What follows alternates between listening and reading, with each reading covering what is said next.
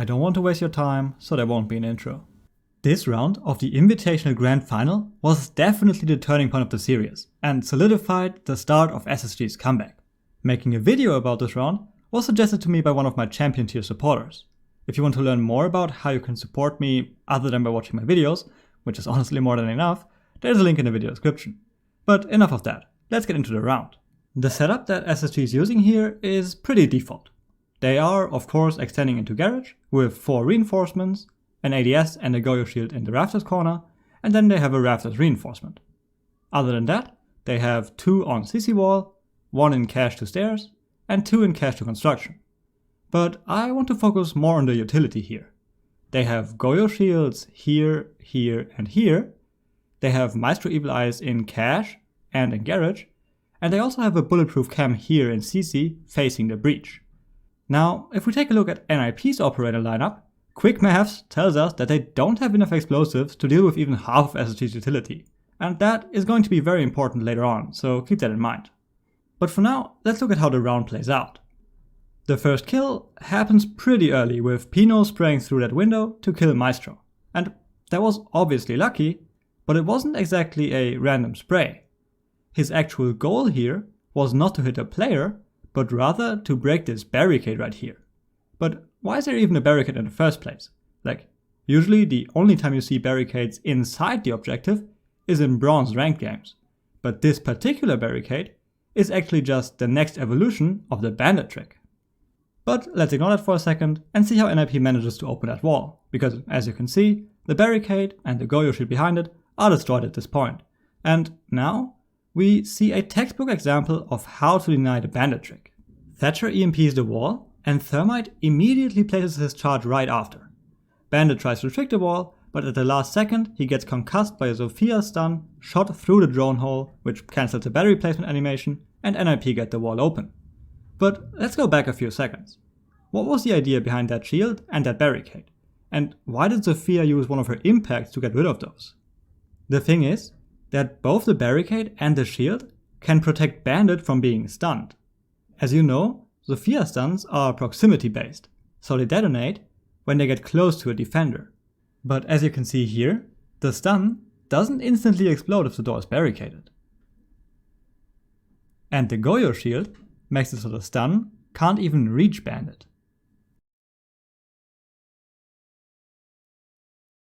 Of course, NIP knew about all of that and they get the wall open, but it's still very important for the defenders to bandit trick this wall, even if it never actually works.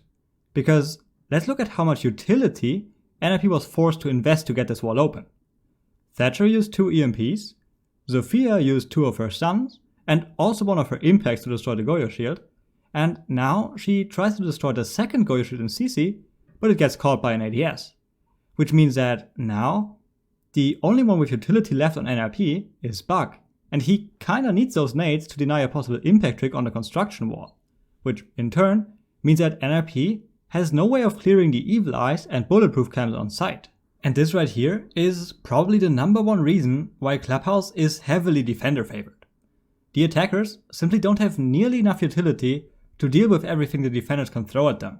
And look at NIP's team comp. How are they supposed to fit in more explosives here? Even with Kelly now being allowed in Pro League, who are you going to replace? Thatcher? Well, then the problem is exactly the same, because you then need to use the Kelly explosives to get rid of the bandit batteries.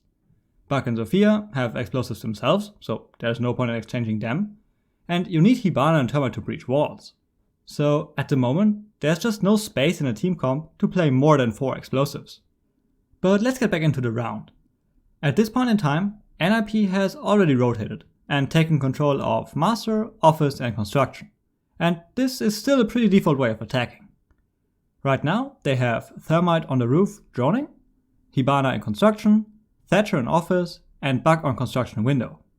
In theory, Zofia is supposed to be outside the CC breach right now, but instead she is pressuring Stalk from outside. In terms of watching flanks, they decided on just having a single flank drone on main stairs, with Thatcher semi-regularly checking it. And honestly, that's totally fine. It seems kind of half-assed to not dedicate an entire player to flank watching, but in reality, it's just so much more efficient to just use drones for that. Alright, So the next step of the strat is to breach a construction wall, which Hibana is about to do.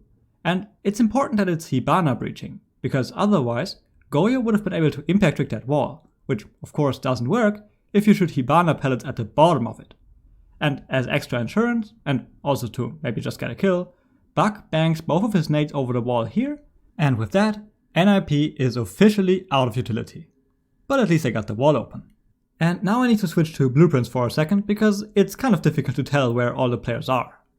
So with construction and CC wall being open, there are basically only 4 positions that the side players can use. There will always be a player on rafters, in this case it's Zog, and there will always be a player behind the bomb in cache, in this case it's Bandit. The third spot is on cache stairs, and if Maestro was still alive, that's 100% where he would play. But the fourth and final spot is the interesting one.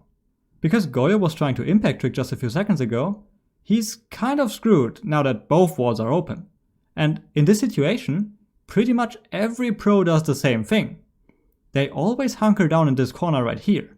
And I think this is where NIP blunders pretty hard. First of all, the CC breach is a bit too far left, right? Because you always need to guarantee that you can see this spot from outside. And I'm pretty sure that you can see Goyo's shoulder here, but that doesn't actually matter, because at the moment, there's not even an NIP player outside the breach. And that is the real blunder. They have Thatcher and Hibana in construction, Buck outside CC window, but instead of Sophia being outside the breach, she is currently inside stock.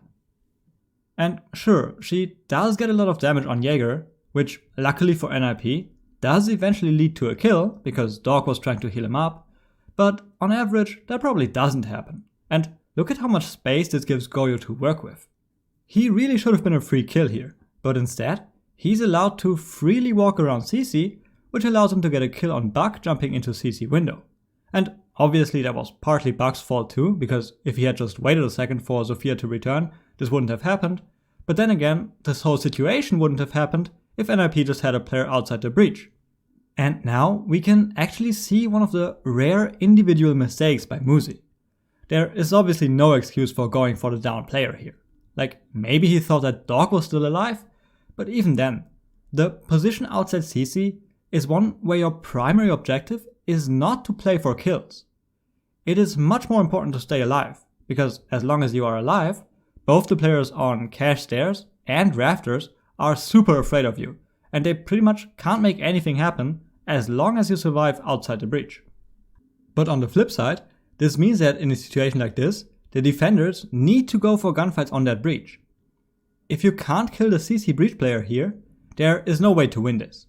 And so this is also beautifully played by Bandit. Remember, a few seconds ago, he was still inside cache behind that box, but even before Goyo ended up dying, he already made his way over closer to the breach, presumably with the intention of trading Goyo there. And honestly, that's a really high level play, which sadly is just impossible to capture on stream, and maybe even more importantly, on stats. But I guess there's not too much we can do about that, sadly. And as we know, Bandit actually gets rewarded for a smart play and wins the gunfight. And here he actually needed to finish the down player, mainly because it was Sophia, but also to deny information. And at this point, the round is wide open for SSG again, even though it's technically still a 2v3 and they don't have any control of cache anymore. But remember how I spent that much time talking about defender utility? Well, that comes into effect now, because there is still a bulletproof cam in CC, and more importantly, there is a Maestro Evil Eye in cache. So the entire time, SSG basically has full information on everything that is happening, and Canadian uses that information to get 2 kills, but he doesn't manage to finish off Termite, which leaves Bandit in a 1v1 with the diffuser planted. But it's not exactly a fair 1v1, is it? Because Bandit knows exactly where Termite is and what he's up to for literally the entire time. And I think every one of us knows how it feels to be in a 1v1 getting spam pinged the entire time. But honestly, I'd still say that this is about a 50-50 gunfight, because it's not like Termite doesn't know where Bandit is. But Thinking Knight ends up clutching the round. And if we look at the broader context of that match, Thinking Knight winning that gunfight might have been what decided the whole tournament. If he lost, SSG would have had to win 3 rounds in a row while being on match point in order to come back, And that's not exactly easy, especially since SSG got absolutely bodied by NRP up until this point. So I definitely agree with Kix when he says, "That's the one that's gonna go down in history for SSG." And I hope that I was able to show you A, just how important defender utility is, and B, how the defenders should react to being sandwiched by a CC and construction breach.